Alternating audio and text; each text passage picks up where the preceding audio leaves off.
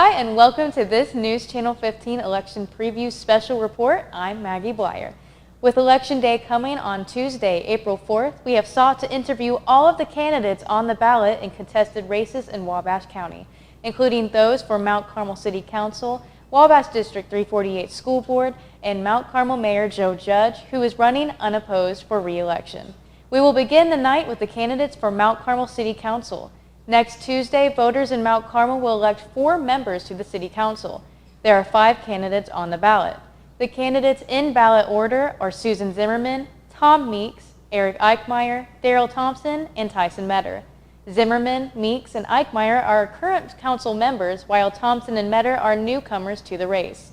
Current City Commissioner Justin Dolger is not seeking re-election. Here now are those interviews. Joining us now is Susan Zimmerman, a candidate for City Commissioner. Susan, how are you doing? I'm great. Thank you, Maggie. So why are you seeking re-election? I actually only got a half a term, whereas everybody else that's currently seeking re-election had a full term. But as you know, there was a special election in 2021, and I won that seat at that time to fill the vacant seat of Rod Rodriguez.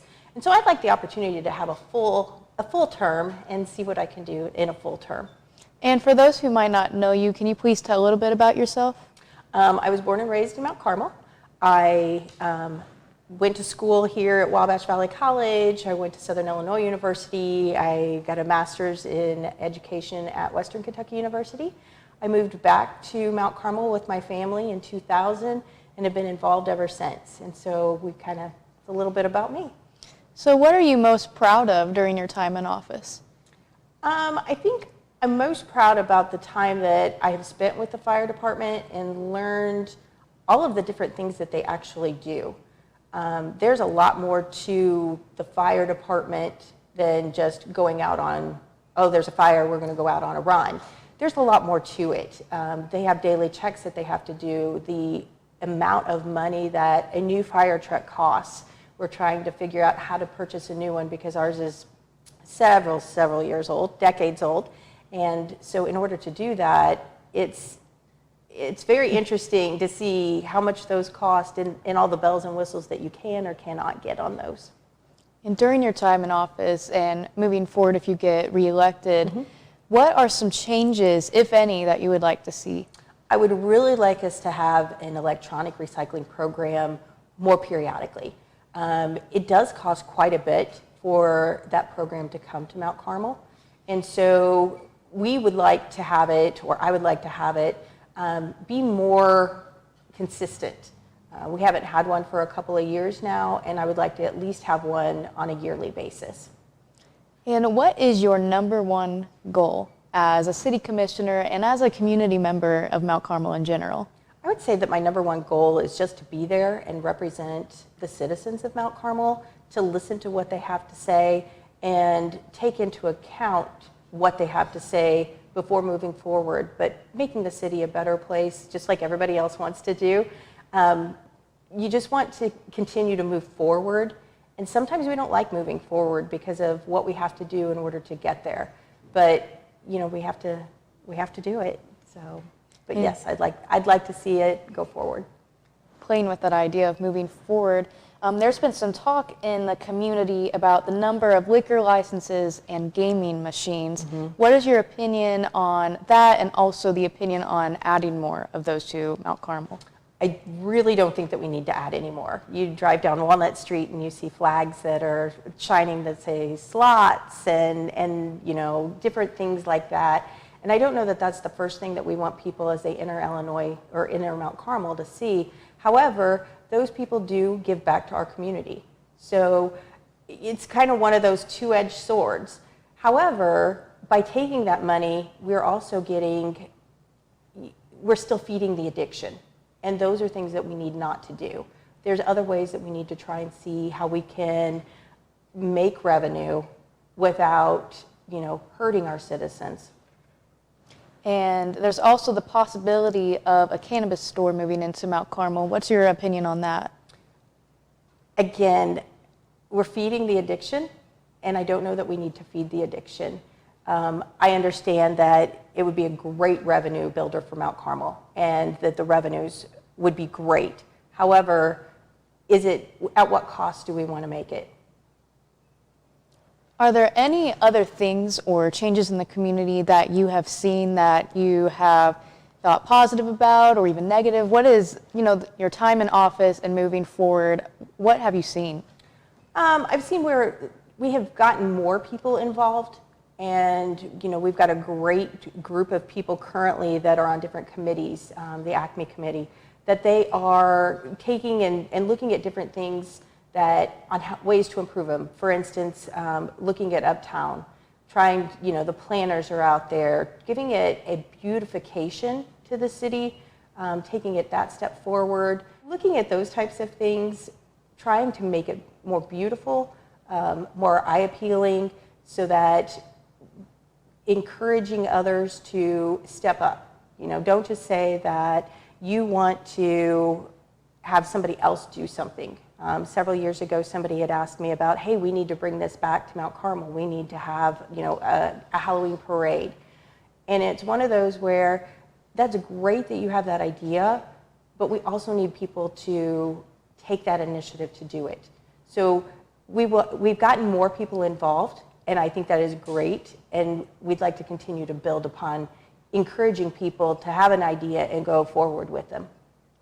And that was all I had, but is there anything else you'd like to add?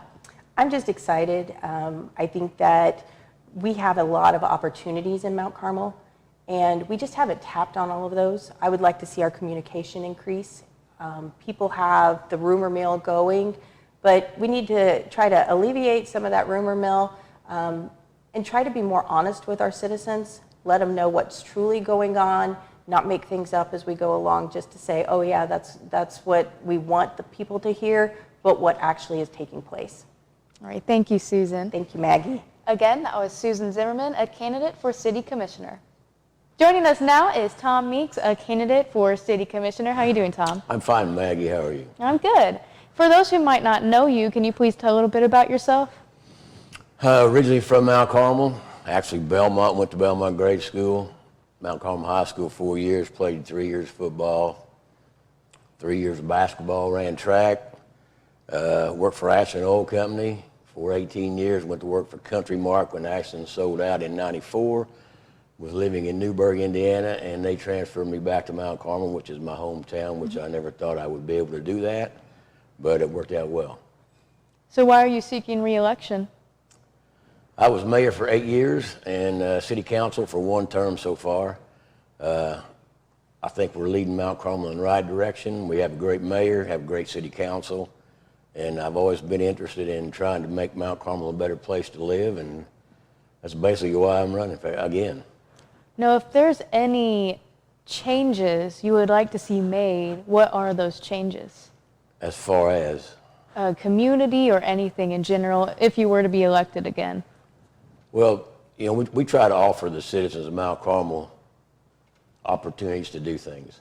We have a great facility at the city park. We're upgrading the park almost every year.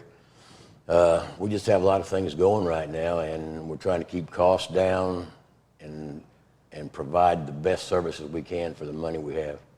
And what is your #1 goal as a city commissioner? Wow. Well, you're not supposed to say, my wife tells me that. It is totally okay. She's an English teacher, so. Just to keep Mount Carmel moving forward. That's always a good goal. It is. So there's been some talk in the community about the number of liquor licenses and gaming machines in the city. What are your thoughts on those and adding more to those into the town? I think we have plenty. We used to have, 5 or 6, maybe 7 taverns in Mount Carmel. And the gaming machines actually helped support the taverns. Plus, it also supported the little leagues, the little kids' baseball, softball, soccer and stuff. The state came in and took control of the machines. So a lot of those, the contributions from those places dried up. A lot of the a lot of the taverns actually closed and went out of business. So we have 2 or 3 clubs, and I think we have an ample supply of gambling machines, liquor stores.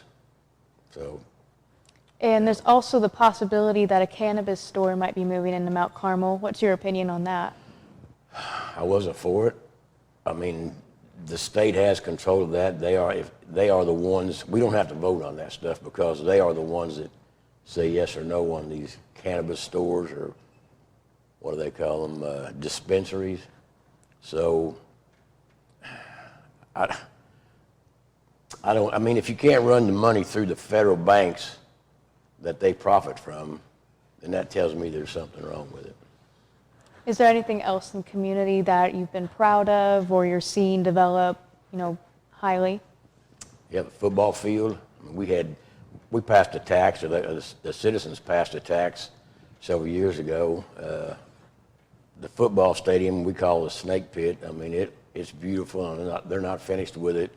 City Park, we have a new pickleball court. We have a new Gaga ball game, which, do you know what that is? Yes, I had no idea what it was.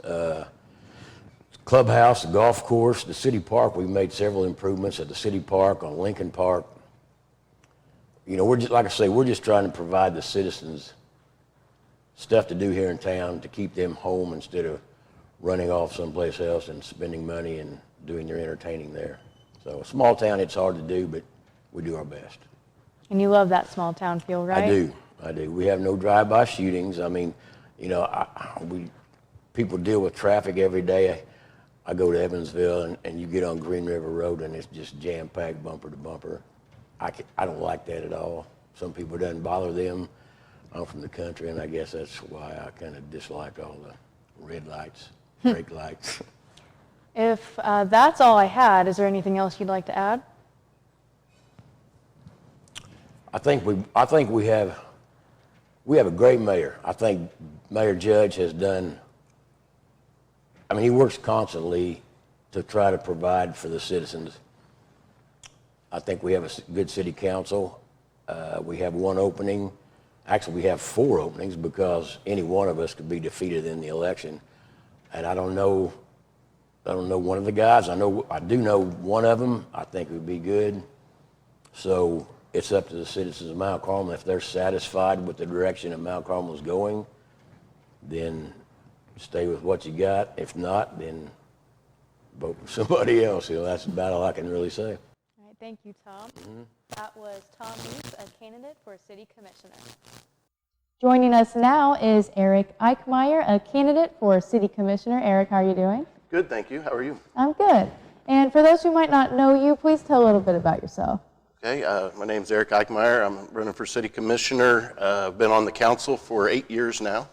I'm an independent financial advisor for the past year and was in commercial banking for the 20 years prior to that. I'm married to my wife Casey, who's a nurse practitioner here in town, and we have 2 boys, Maddox and Jack, and that's about the extent of it. So why are you seeking re-election?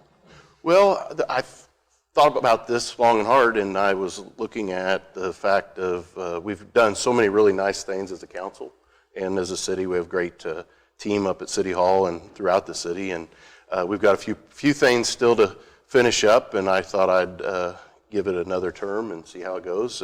We've got ourselves in a really good financial position, and we have several projects we need to look at to go forward and keep the city thriving in the future. So that's my main goal, is to continue what we've been doing and build on that and see certain projects through. We've recently, I'd say a year ago or less, broke ground on a new water plant in town, which is going to take a little while to get built. It's a large project.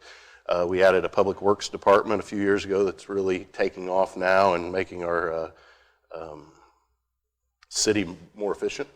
And we've got a pool project that's under I guess, early stages. It's pretty sizable. I know the mayor's going to Washington next week to see if he can find some additional funding for that. But so there's a lot going on, and I think it'd be nice to continue to work with the other commissioners and leaders to continue there.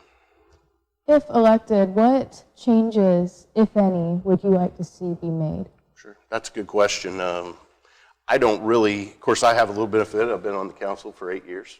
I don't really see, I look at it as not really any changes necessarily that need to be made.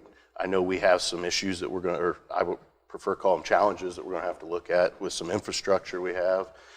As with every community, I would say big and small around the area, our water and sewer lines are aging and they're going to need replaced, and we're going to have to look at doing that. We've got a strategic plan process that's being worked through that. It's going to take a lot of time and money to do, but I would say that's probably our biggest challenge. As I mentioned earlier, we do need to do something with our pool, as it is pushing 100 years old, and there's a lot to be done with that. But they all take a lot of funding and a lot of resources that we don't currently have, but there's a lot of ways to work through that. So there's been some talk in the community about liquor licenses and gaming machines, and I wanted to know, what are your thoughts on the opportunity to add more of those liquor licenses and gaming machines that get mixed reviews in the community? Sure. So I would say right now, I believe, and I don't have it in front of me, but all the licenses for gaming facilities are taken, and I don't believe that we'll be adding any of those. There are other licenses available for restaurants and things. Like I said, I don't have the exact number of what's available and what's taken in front of me, but I believe that at least on just the gaming only facilities that have the licenses, I don't believe we should be adding any more to those at this time or in the future. We've got plenty. But as far as liquor license overall, it just kind of depends on the situation. We do have some available, like I said, for certain things. A lot of restaurants, if we're going to attract any restaurants to town, a lot of them are going to want a liquor license, and I think that would be fine. So there's also been a possible opportunity to add a cannabis dispensary in Mount Carmel. What's your opinion on that? Well, that is actually done at the state level. We did, a few years ago when that came out, the city passed I can't remember if it was an ordinance or resolution to allow that so we could get the funding from that, knowing the state was going to do it anyway. If we didn't pass that at the time, the state wouldn't have given us money, which we had several expenses for the police department and other things to go along with that statewide.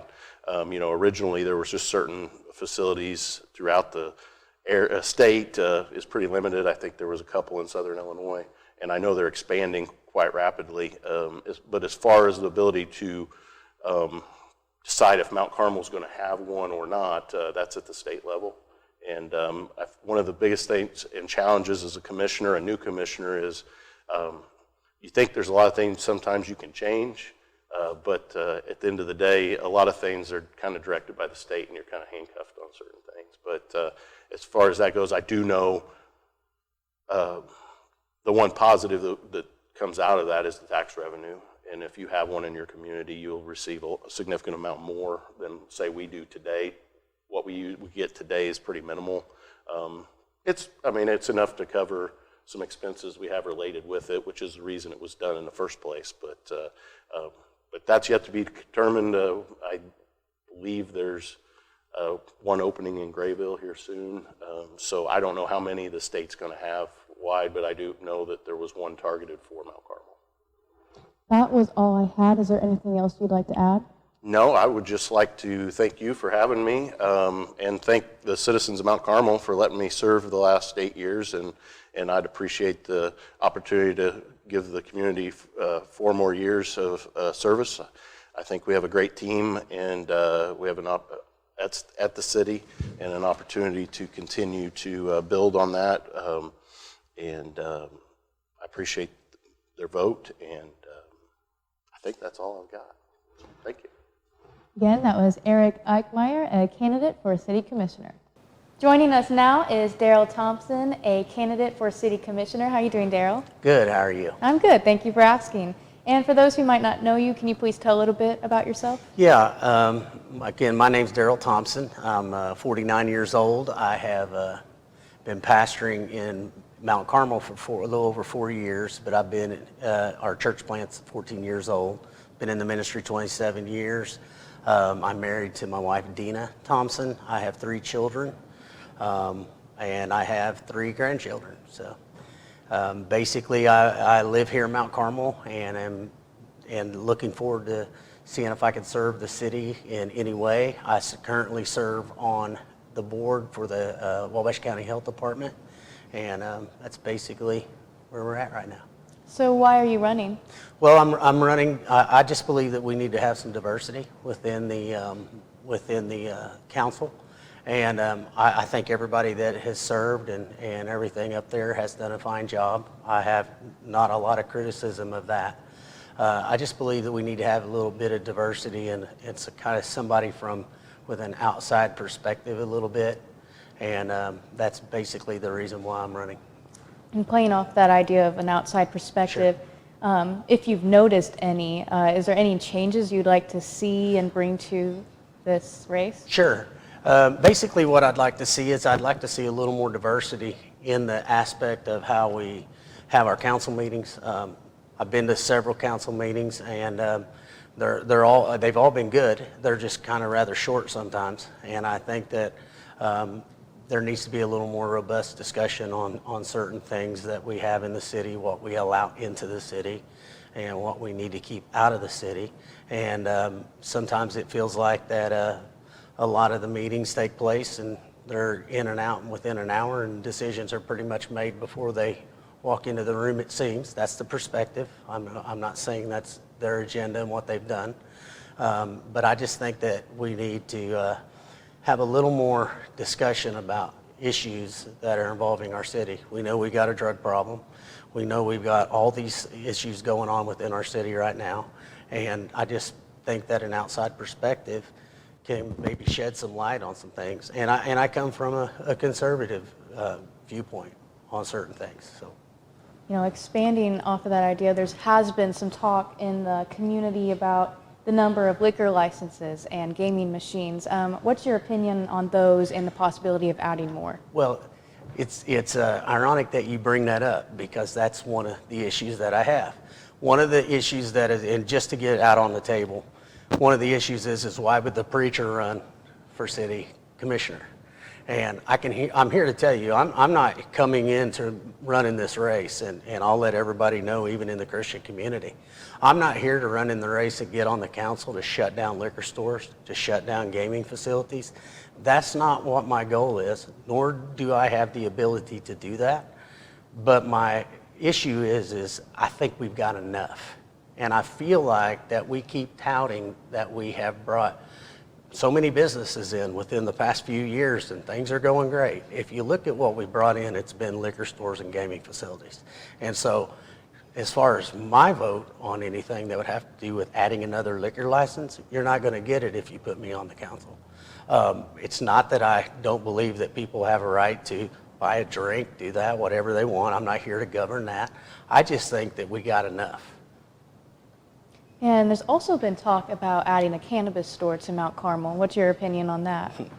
So, one of the things that I mentioned a while back, and actually got some feedback from some people in local government, was my belief system is this: when you are governing a city, whatever you allow in, you better be prepared to impact your own family.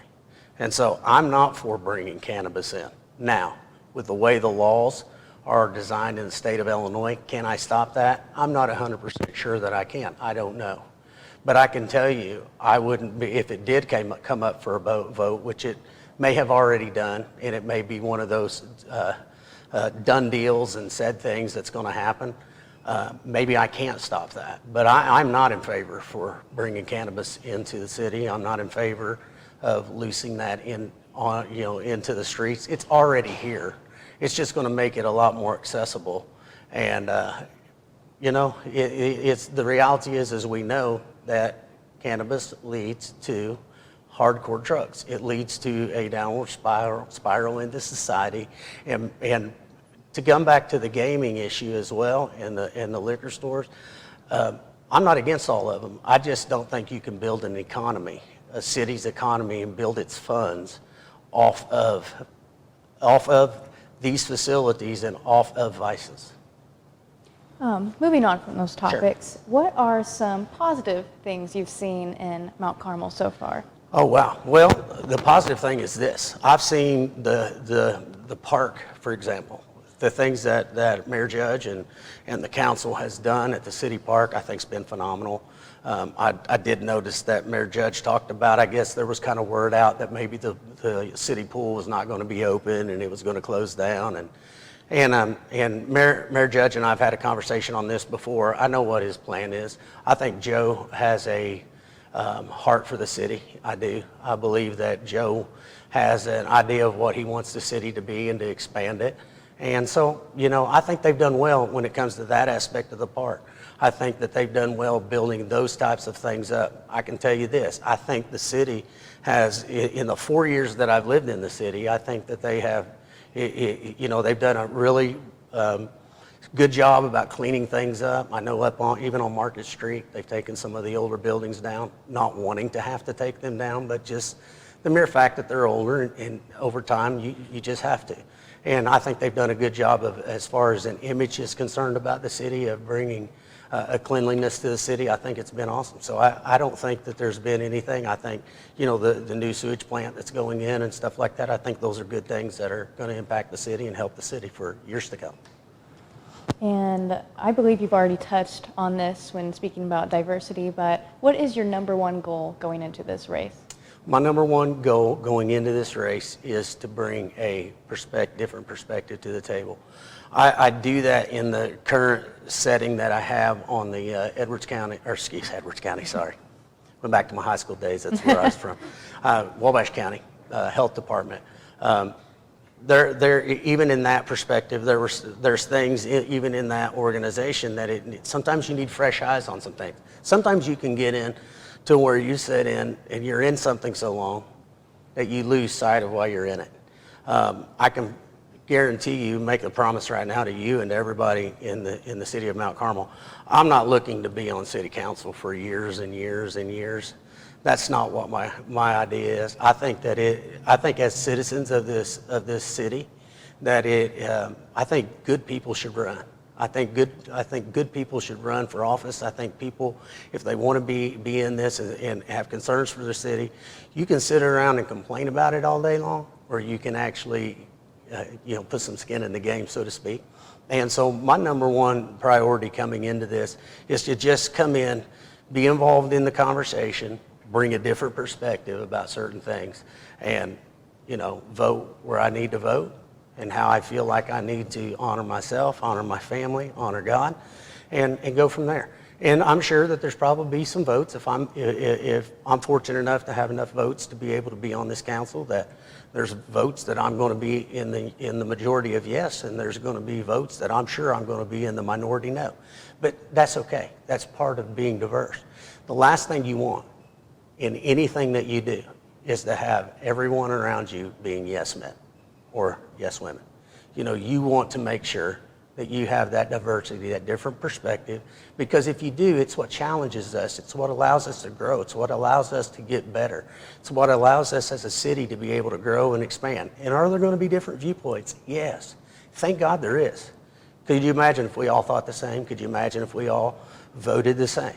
It would, it'd almost be like we'd be one big city as a walking robot. And so I just think diversity is good. And I think that sometimes in the past, we've had people that were going to be on the city council, run for city council. I think some people have been handpicked. And I think that those days need to end. There was something you said that I kind of caught on. You said wouldn't want to be in the term for many years. Can you expand on that? Yes. When I said that, my reasoning behind that is I would serve maybe 1, 2, possibly 3 terms. I don't really have a desire to serve more than that.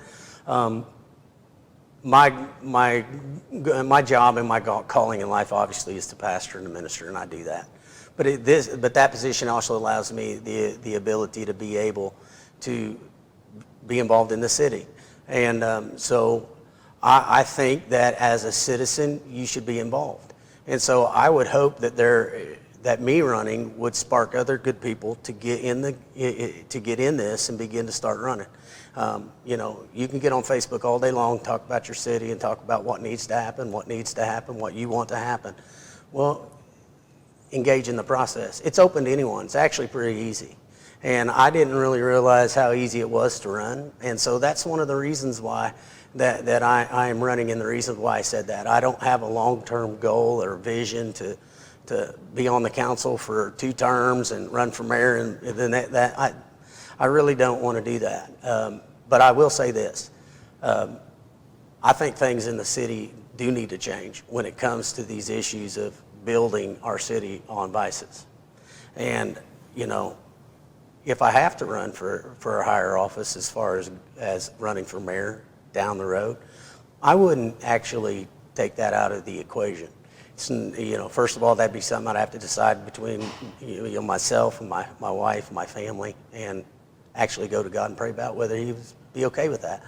But as far as being on that, I don't. If I can spark other people to run, and there's good people, I'll step out of the way. It doesn't bother me a bit. Well, that was all I had. Is there anything else you'd like to add?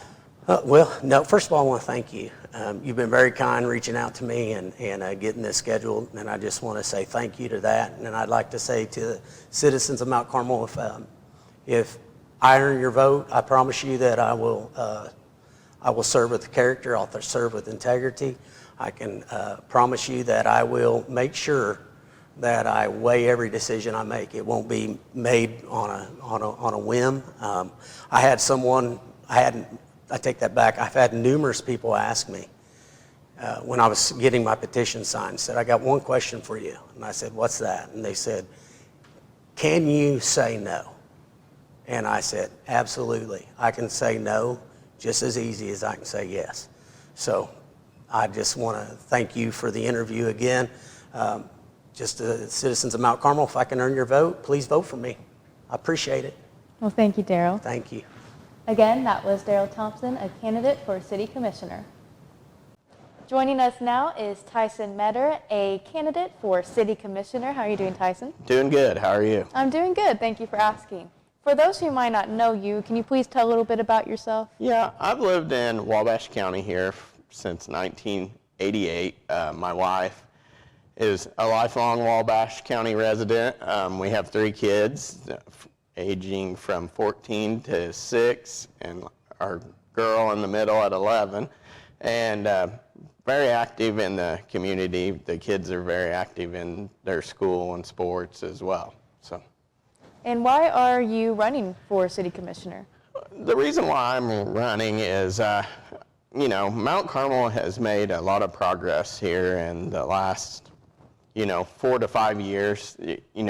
We seem to be a city on the move, and we keep growing and expanding. And really, I want to make sure that growth continues, and we can kind of see some of the things that we need hopefully come into our community, or at least be a part of helping to aid that.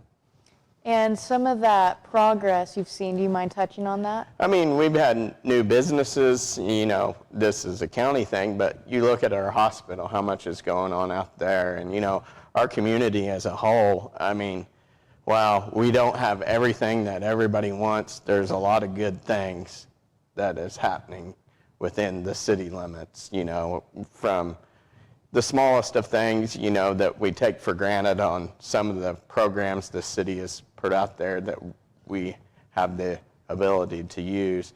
And also, just other things like the city pool. While we've heard it needs some work, we have a city pool. A lot of communities don't. So there's just some good things happening. There's businesses coming to town. There's businesses looking at town, us as a town to come to, and I want to be a part of helping that grow. And if you are to be made elected, if any, are there any changes you'd like to see? I mean, just stay on the path of trying to grow the city and looking for ways how we can be different and bring more people to the community. Now, going into this race, and if you are made to be a city commissioner, what is your number one goal? I mean, just to, like I said earlier, continue the progress and look for new ways and new opportunities where we can make the city better than it was the year before. I'm going to ask you some kind of community-based Sure. questions, some talk that has come up in the community. And it would be kind of interesting to hear this from a perspective of someone going into the city commissioner race. There are some talk about liquor licenses and gaming machines in the community. What's your opinion on those and the possibility of adding more? Well, the gaming, from a personal standpoint, I hate to see it because most of the times where it's at is probably in an underserved area or something, or quite frankly, some of the people that are using their hard-earned money, and that is probably the wrong place for it to go. But, we live in the state of Illinois, so there's a lot of things that are out of our control. I mean, I don't want to see more, and I think I did a little research, and I don't think there's any more permits out there with the city to be had. But with that being said, you got to look at the big picture as well, too. The city itself, I do know, probably gets some money from that, and I know they're investing that back in the community. So it's kind of making a bad situation to a good. So, I mean, personally, I dislike the gambling stuff because, usually it's bringing bad stuff into our community for the most part. But there are some things that are out of our control. There's some things we could probably look at and do different. And there's some things that we get some money from that we can do good with that. There's also the possibility of a cannabis store coming into Mount Carmel. What's your opinion on that? Sure. From what I've read and kind of understand a little bit, I've heard that. I know they've secured a building and all that, but from what I understand, most of that's a state-funded, state-mandated type deal. So it's really out of the city's hands on how that's taken care of. Granted, I think we have to abide by some of the state's ruling on that, and we can give our input, but at the end of the day, I think the state's going to drive that how they need. Do you have any concerns about the community, or are you kind of feeling good about it moving forward? Really, I mean, we've lived here for a lot of years. Like I said, I serve on a few other boards within the community, and there's a lot of progress being made, even if we don't see it being made. There's a lot of hardworking people working to bring good businesses to town and looking for other avenues to make Mount Carmel a better place to be. I think that was all I had, but is there anything else you'd like to add? I would just appreciate everybody's vote on April 4th, and if you're not going to be around, if you're at spring break or wherever, please try to get out and vote early. All right, thank you, Tyson. Thanks. All right, that was Tyson Metter, a candidate for city commissioner.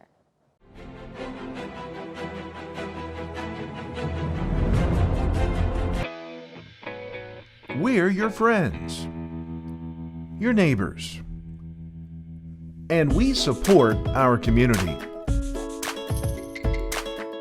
For over 100 years, we've been here, leading the way in community service and innovation.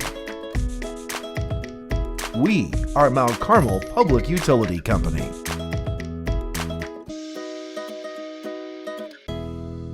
Hello and welcome to the Not So Late Show. The Not So Late Show, hosted by Rylan Robb and Micah Henson, is News Channel 15's own late-night show. Special guests in the community come on the show for an interview and sometimes even fun activities. Come on! Yeah! The show airs every weekend at 6 p.m. Central on News Channel 15. Can't watch the show live?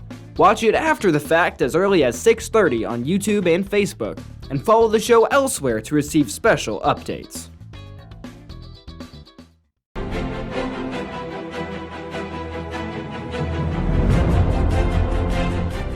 For over a century, the First National Bank has been here, serving our local communities. We're proud to still be locally owned and managed, with friendly customer service from people that you know and trust. We're here to support our neighbors, investing in our communities. We're proud to provide the latest in digital banking technology, serving as your complete financial partner. Visit us online at fnba.bank or stop by one of our convenient locations in Allendale, Mount Carmel, Carmine, or West Salem today. The First National Bank, member FDIC, equal housing lender.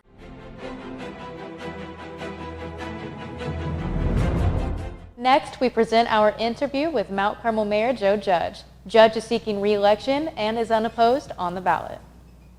Joining us now is Mayor Joe Judge. How are you doing, Joe? Great, Maggie. How about yourself this evening?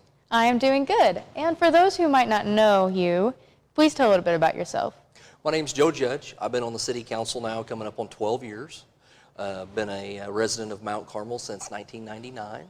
Raised my family here.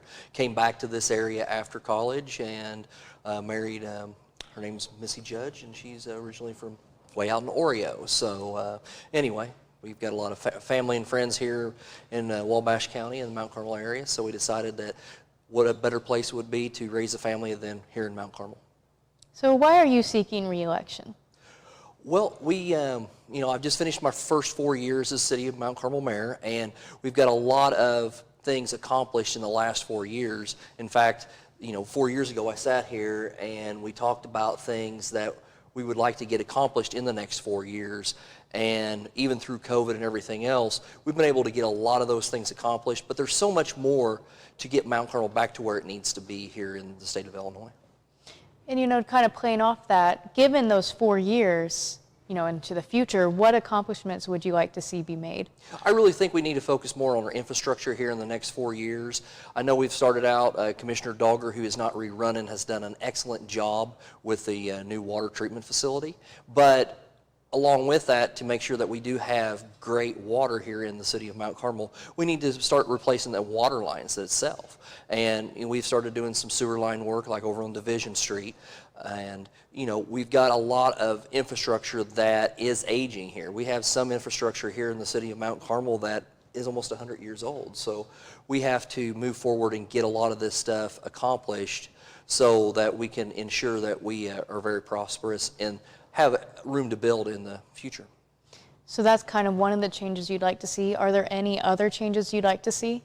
Another part of it would be economic development. We've really put together a strong economic development package, Ryan Turner, myself, and the city council. And we really, coming out of COVID, we've gained some ground with some new businesses, and we really feel that we have an opportunity to gain more over other communities in our area. So in the future, in the next 4 years, we hope that we can draw more businesses to Mount Carmel and, help the ones that are here currently also. What is your most proudest accomplishment while being in office? I think the most proudest thing I've been is the city park. Working with the service clubs here in Mount Carmel, Rotary, Kiwanis, and Lions Club, and just individual contributors here in Mount Carmel and abroad, we've been able to raise funds. We've put a new shelter house out there. We've put real bathrooms out there, and we had porta potties for 26 plus years. So that in itself is a huge improvement. But this spring we're working on new playground equipment, and just seeing all the families and the kids out there playing in the park on any given day or weekend is, it's kind of takes you back thinking this is the right thing to be doing. And there's been some information about the city pool. Do you mind just talking a little bit about it?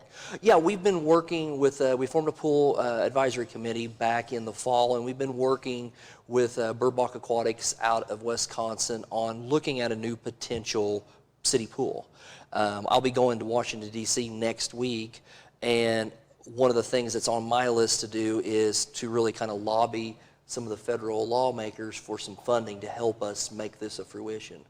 Our current pool, it serves itself well for being 85 years old, but a lot of things are not up to code. And at any time, the state of Illinois can come in and just shut us down, and we're out of the pool business. And there's, also a trend going on right now that's kind of disturbing here in southeastern Illinois is other pools, the community's making that very tough decision on closing them down. We're not about to do that here in Mount Carmel. We're going to keep functioning. Our pool, it runs great, but the problem is that it just doesn't meet any of the codes.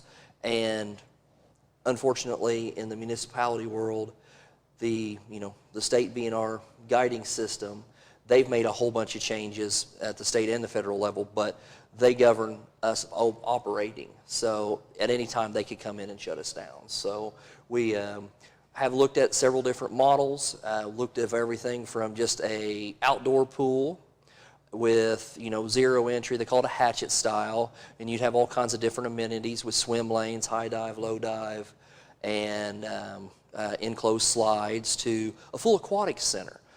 But, that the full aquatic center would be if the federal government and the state gave us millions upon millions.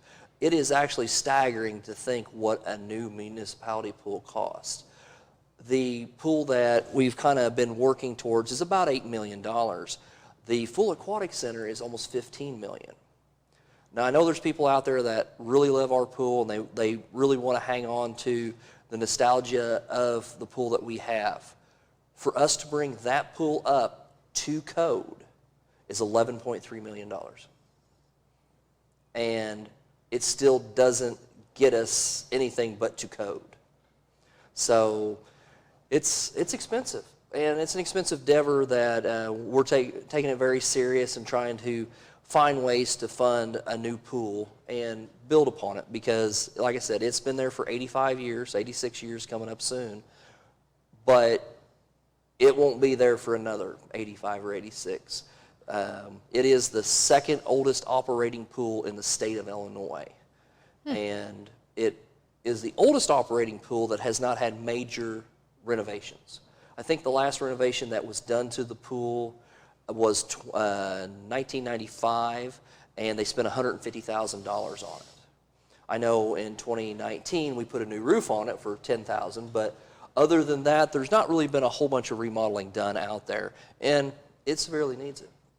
Moving on from that topic, there has been some talk in the community about the use of liquor licenses and gaming machines. What is your opinion on that and adding more onto that? We won't be adding any more. There are currently, I think, 2 licenses out there that have been bought and have been in operations for a number of years that have the license they can have gaming, and they have not. But about a year and a half ago, we went through and we looked, and I actually reduced the amount of liquor licenses in the community of Mount Carmel from what it had been set back from the 60s. And we also reduced the ones that could actually get the gaming.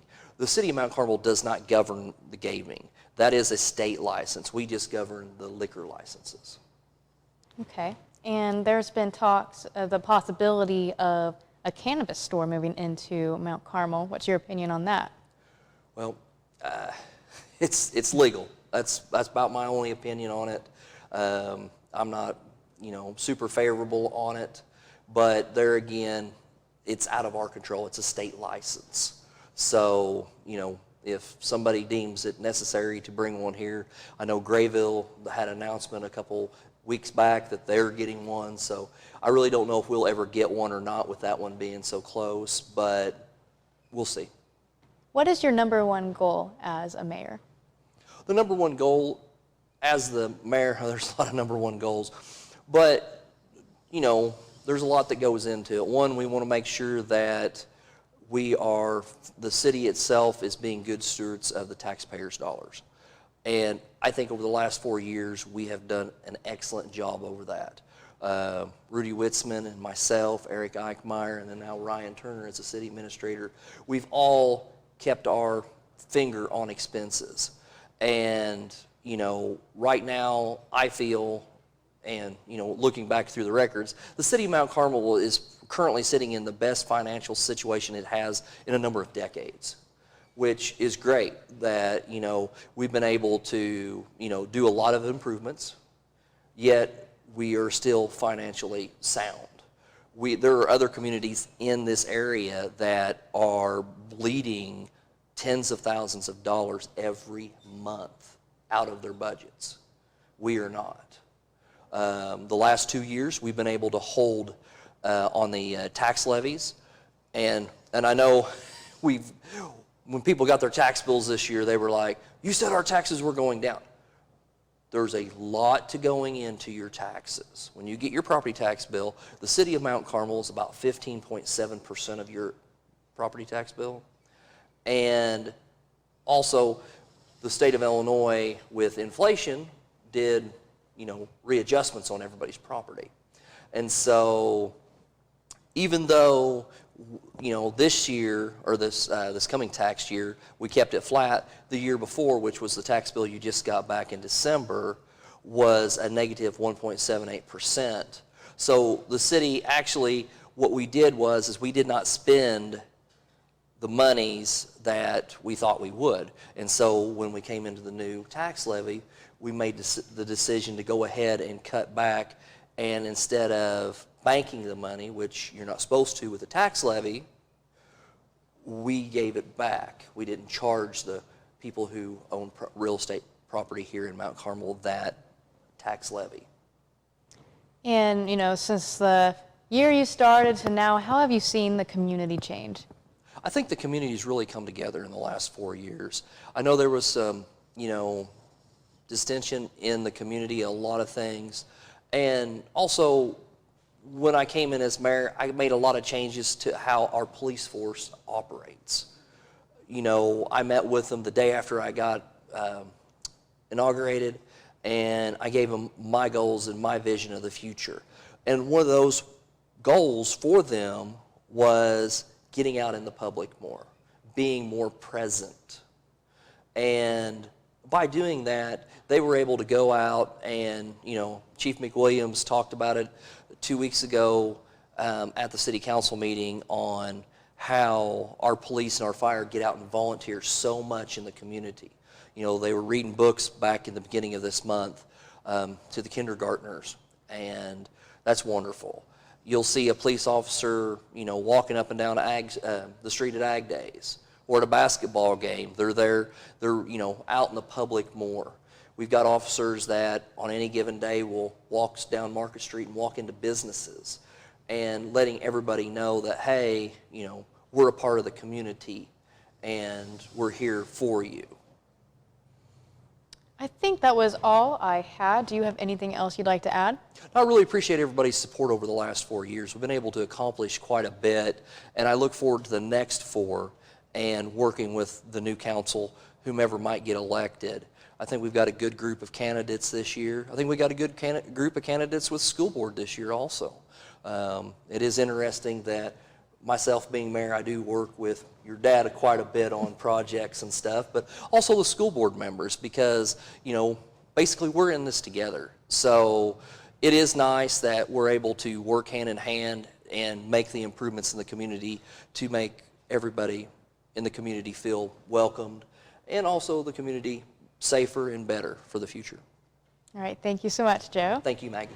That was Joe Judge, Mayor Joe Judge of Mount Carmel.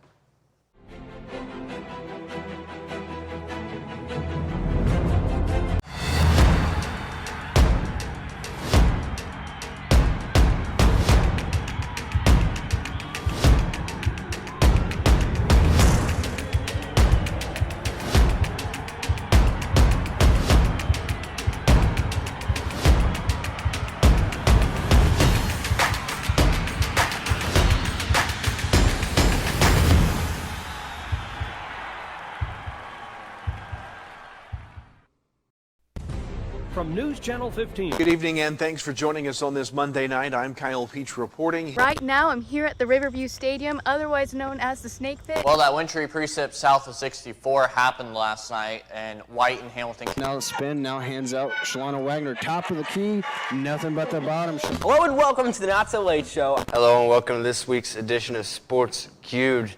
That does it for us tonight. We'll see you tomorrow. Have a great night. Do you want to be a part of Mount Carmel Aces history? Show your Golden Aces pride or get the whole gang together for a class sponsorship or memorialize a loved one by having your message displayed on a commemorative brick to be installed at Riverview Stadium Plaza. An 8x8 brick is $250 and an 8x8 corporate brick is $500. Your 8x8 brick will become a permanent part of Mount Carmel's most celebrated venue. And what better gift to give someone you love than their moment to be a part of history? Go to wabash348.com for more information. Riverview Stadium Plaza. Once an ace, always an ace. Come see the Tri-State's largest display of high-quality, affordable furniture and home decor at Timberlake Furniture. With a warehouse spanning more than 8 football fields in length, you'll find what you're looking for and can take it home with you the same day. Shop the latest styles from the name brands you know and trust, all at the lowest prices anywhere. Check out our huge selection of top quality mattresses from Sealy, Tempur-Pedic, and Stearns & Foster. And shop our closeout mattress sale going on now. Timberlake Furniture, so your house feels like home.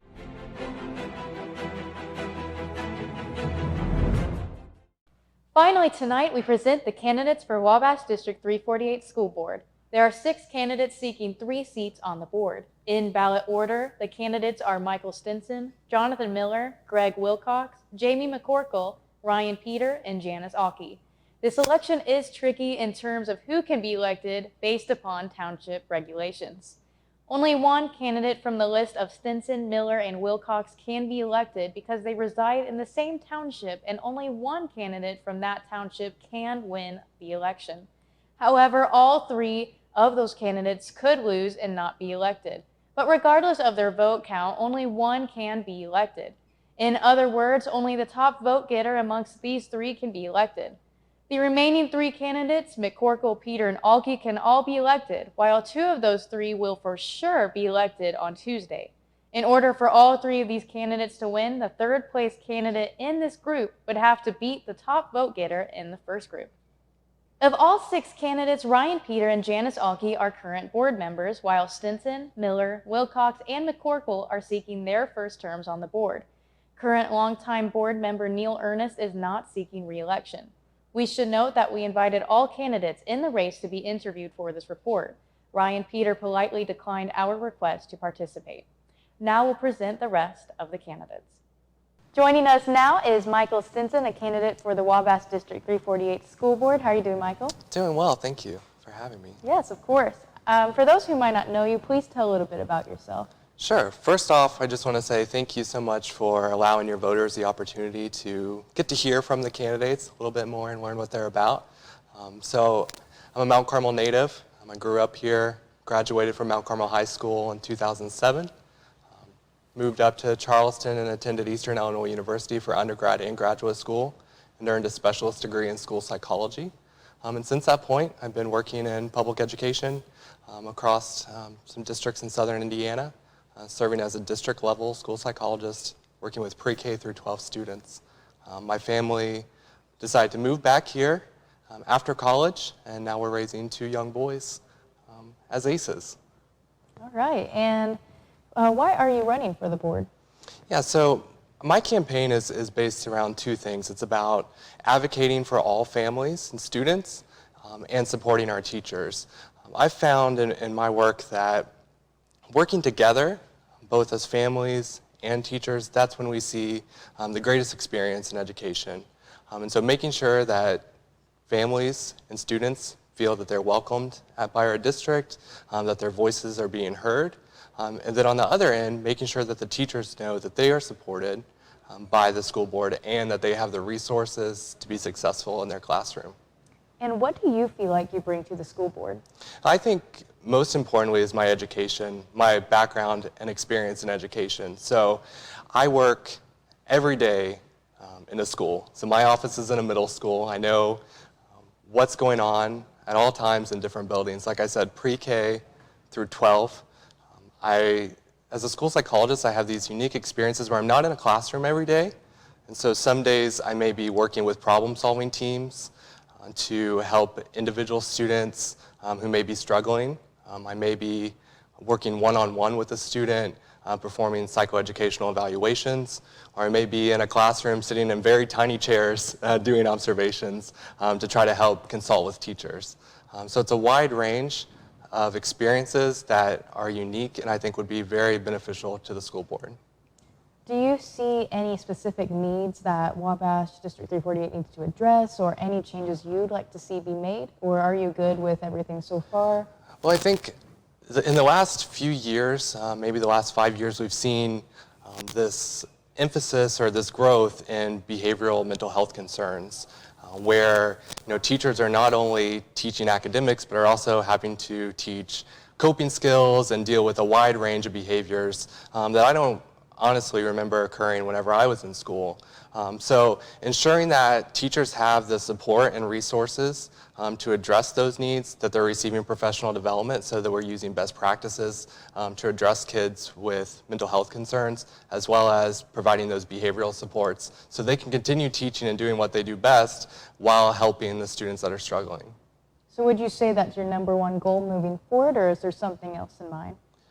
I think my number one goal is just making sure that teachers are supported through making sure salaries are competitive or above other areas. I'd like to see professional development, make sure that it's paid for through the district, as well as ensuring that we're using multi-tiered levels of support for our students, having trained professionals across the board to provide the best education. Well, that was all I had. Is there anything else you'd like to add? I don't think so. I mean, I'm doing this, I'm running for school board because of my care for the community. I want to use my experiences and perspective to help move the school board forward and the district forward. And I would really appreciate everyone's vote on April 4th. All right, thank you, Michael. Thank you so much. Again, that was Michael Stinson, a candidate for the Wabash District 348 School Board.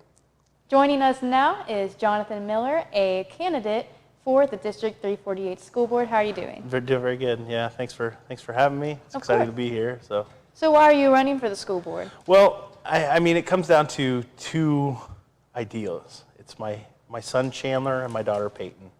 My son is in second grade. My daughter's in first grade at the elementary school. So it was, over the last couple of years, seeing kind of things go throughout statewide and trickle down into our school district and other districts in the area. I really felt it was important that, hey, I want to represent them and I want to support them. About a year ago, 2 years ago, a year and a half ago, somewhere around there, my son came to, I challenged my kids and I said, hey, what are you guys doing to serve your community? What are you doing in school? And they both looked at me and, my daughter was a little younger at that age, but my son in first grade, he sat here and said, what are you doing, Dad? And it really kind of challenged me and said, well, what am I doing for my community? What am I doing to help my kids further in their education, help them, so it's like, hey, if I want you to do something, Dad's got to be a good example as well. So Would you say that's kind of your number one goal going into this race, or do you have a different goal in mind? Yeah, that definitely is the number one goal.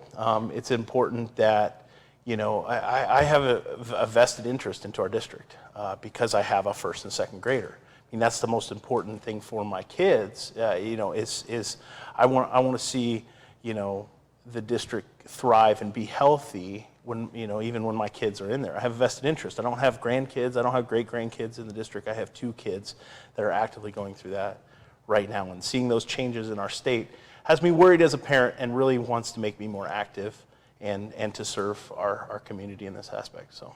What are some of those changes, if you don't mind exploring Yeah. that? So, over the last few years, we've really seen kind of a shift in our government a little bit statewide, coming down from Springfield, coming down from Chicago. A lot of influences that really don't represent who we are as a community, don't represent our culture, don't represent our beliefs as Mount Carmel itself. So.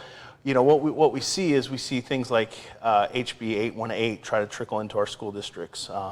We see things like, critical race theory that are starting to pop their heads up in some of our smaller local school districts here. And, we've already seen, safety measures where they've been pulling police a little bit out of our school districts. We've seen that here in our community as well.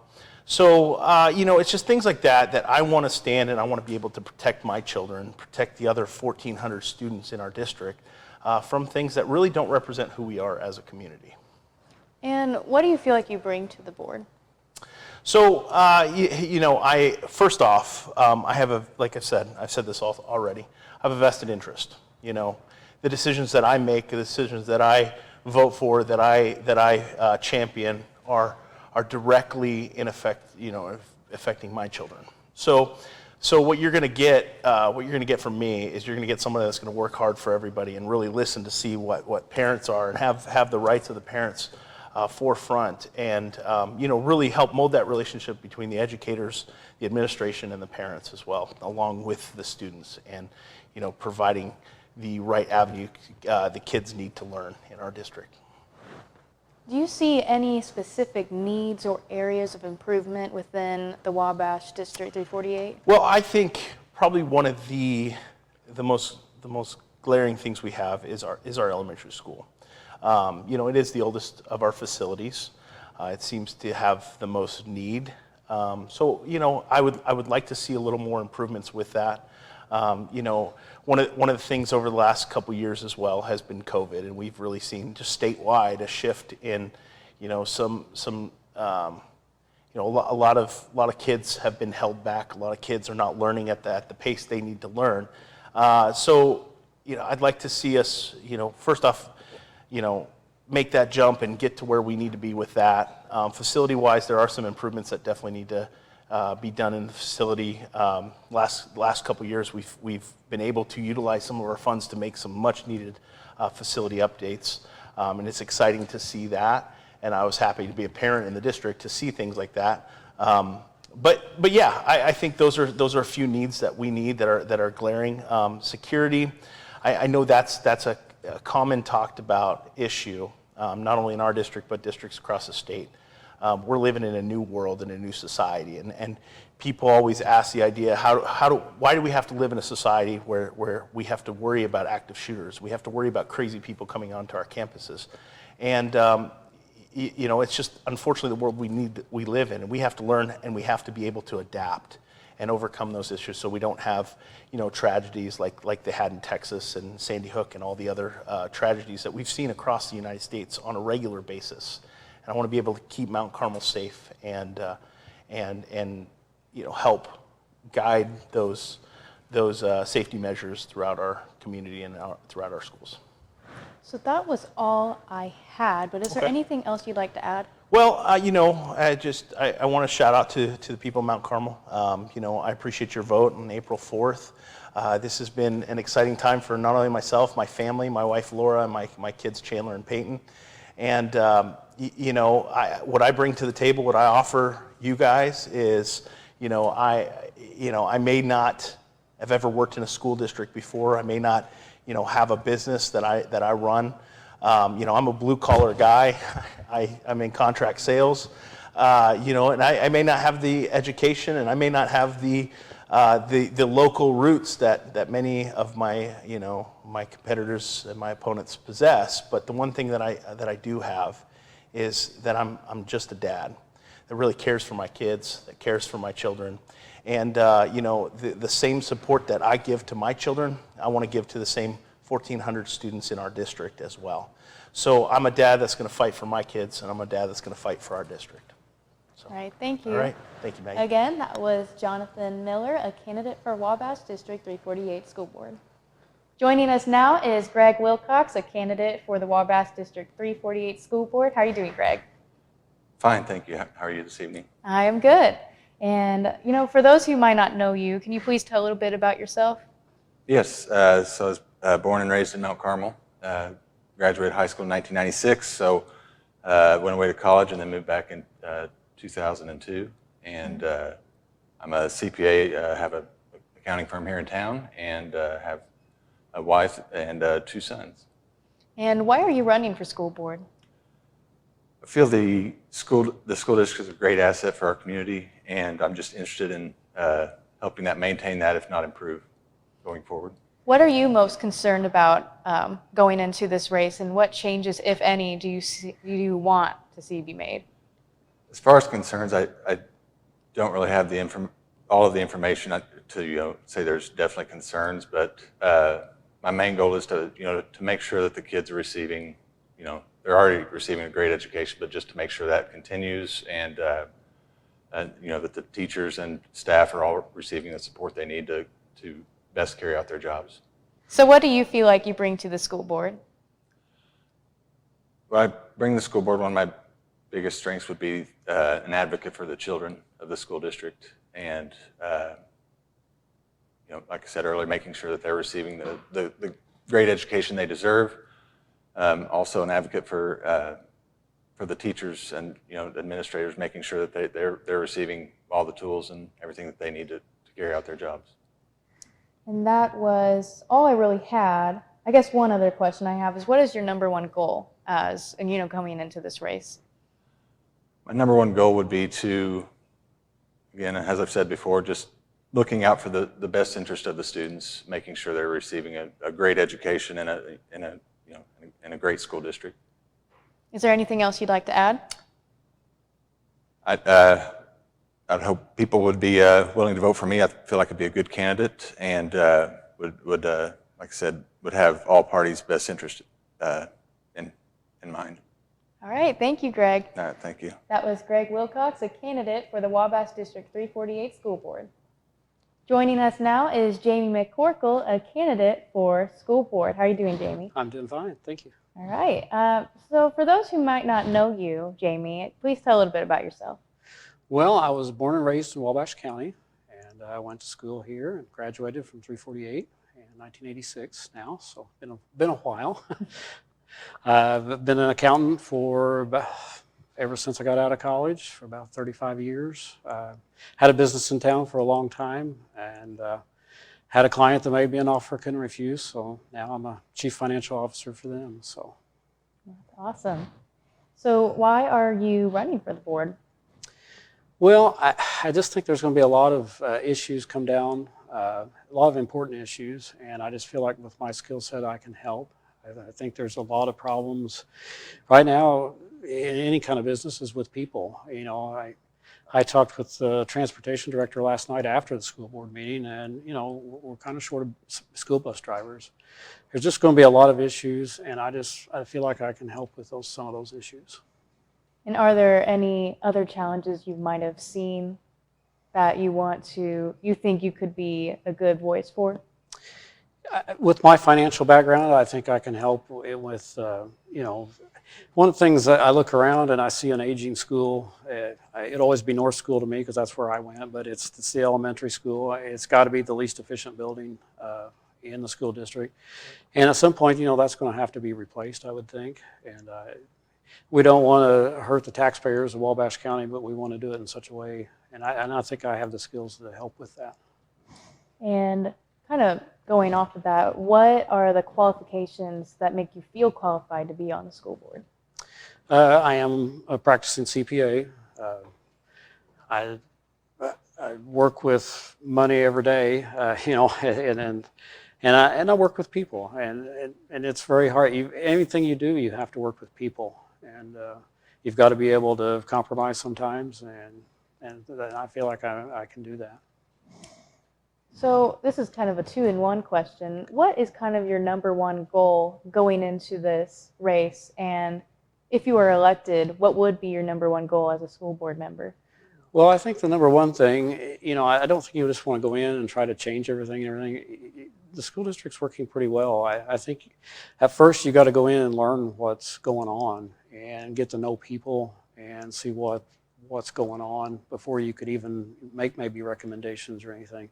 I just don't see going in and shaking up a whole bunch of stuff. No need in that. Mm-hmm. Do you have anything else you'd like to add? I just think it's a great opportunity, and I just would like to ask for support and to be part of the board, and I hope I can be an asset to it. All right, thank you, Jamie. Again, that was Jamie McCorkle, a candidate for school board. Joining us now is Janice Alke, a candidate for the Wabash District 348 School Board. How are you doing, Janice? I'm doing fine today, thank you. So for those who don't know you, please tell a little bit about yourself. I am a native of Wabash County. I worked in the school system as a substitute, also as a teacher and an administrator. I have been involved in education from kindergarten to junior college. And I have a son. His family lives in Edwards County, and I have 2 granddaughters. So why are you seeking re-election? Well, education has always been part of my life. enjoy it. I think our most precious asset in our community and in our country are the children. They are our future. And I feel that people, we need to do the absolute best we can for that. And I think I bring up perspective of understanding the system. Sometimes it's a little bit of a history because of being involved in District 348, though I do understand the role of a school board member is about policy and procedure. So what do you feel like you are most concerned about as a school board member? I think understanding and working with our district administration to navigate all the mandates that we receive from the state and the federal government. Many times those mandates are non-funded, so they cut into our fiscal ability to fund them and to do what the community wants us to do, what are the values of the community, and to work around all of that. And that sometimes gets to be a little tricky, but I think that we've done an excellent job of doing that over the past few years. And naturally, COVID really challenged us to see everything got done. Do you see any specific areas that need more attention or you feel like you need to have a voice in as a school board member? No, because I have no problem about going in and speaking and seeking information where I need to have it. As a school board member, we work with our superintendent. And I know that people see at a board meeting, it looks like, oh, we just go in and we sit down and we say yes or no, or, you know, we vote on it. There's not a lot of discussion, but there is a lot of workings behind the scene before you get to the board meeting. And if you do have an issue, or you've heard this or you've heard that, as a board member, I set up a time to go in and speak with the superintendent and express, you know, the concerns, ask for clarification. What are we doing? What we are not doing? You know, why do, you know, the whys and you know, the both sides of the point. And I feel fairly comfortable with that.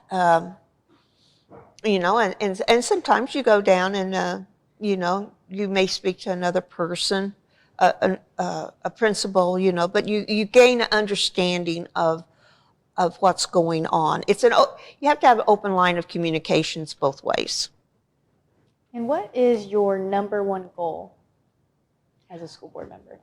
The best possible well-rounded education for every student in our district. The kind of education they need, because every student needs a different kind of education. You have those who are going to go into a more professional. I mean, we have a number of people who go into the medical field, whether it be nurses, doctors, technicians. You have those that go into vocational fields. So there's just such a variety of things that our students need. So it's not one box fits all. We have to address the needs for all our students and trying to give them an opportunity to explore, because they have to figure out where they want to go. It's not for us to decide where they want to go. It's for them to decide where their talents, their interests, they need to go. If there's anything else I missed, do you want to add anything? The only thing that I would say that for myself is, how can we give our students the best possible education, well-rounded, give them those opportunities to grow and become our future leaders. Well, thank you so much, Janice Alke. Again, that was Janice Alke, a candidate for District 348 school board member. And that's going to do it for our election preview special report. As we leave you, we remind you that we will have live election night coverage next Tuesday night, beginning when the polls close at 7 p.m. We'll be scrolling the updated vote totals as we receive them from area courthouses. Please get out and vote, and we will see you here for the results next Tuesday night. I'm Maggie Blyer from all of us at News Channel 15. Thanks for watching and have a great night.